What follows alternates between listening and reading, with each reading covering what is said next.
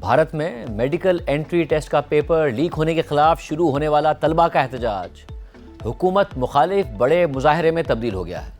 پہلے صرف وزیر تعلیم کا استعفیٰ مانگا جا رہا تھا، مگر اب خود وزیر اعظم مودی اور وزیر داخلہ امت شاہ سے بھی استعفیٰ مانگا جا رہا ہے۔ ملک کی بڑی سیاسی جماعتیں طلبہ اور کاکروچ جنتا پارٹی کے احتجاج کے پیچھے کھڑی ہو گئی ہیں اور گزشتہ روز طلبہ پر کیے گئے کریک ڈاؤن اور تشدد کے خلاف آواز اٹھائی جا رہی ہے اور اظہار یکجہتی کیا جا رہا ہے۔ دہلی میں وزیر اعظم مودی کی سرکاری رہائش گاہ کے باہر کانگریس کی قیادت نے دھرنا دے دیا اور مرکزی گیٹ کے باہر بیٹھ گئے۔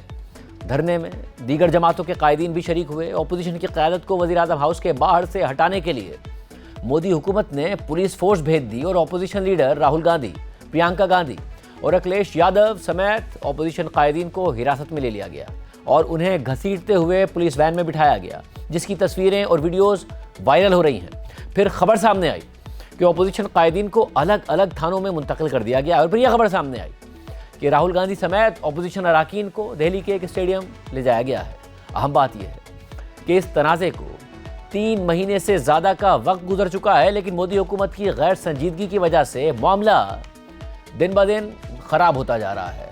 جو مخالفت کرتا ہے یا جو احتجاج کرتا ہے اس کی حب الوطنی پر سوال اٹھا دیا جاتا ہے، ریاستی مشینری کا استعمال کیا جاتا ہے، مگر معاملہ حل نہیں کیا جا رہا ہے۔ بھارت میں ہر سال مئی میں میڈیکل کالجز میں داخلے کا امتحان لیا جاتا ہے۔ اس امتحان کو دی نیشنل ایلیجبلٹی انٹرنس ٹیسٹ یعنی نیٹ کہا جاتا ہے، اور اس سال جب 3 مئی کو یہ امتحان لیا گیا تو یہ خبریں سامنے آئیں کہ ٹیسٹ سے پہلے ہی پیپر لیک ہو گیا ہے، جس کے بعد بھارتی حکومت نے اس امتحان کو منسوخ کر دیا اور دوبارہ امتحان لینے کا اعلان کر دیا۔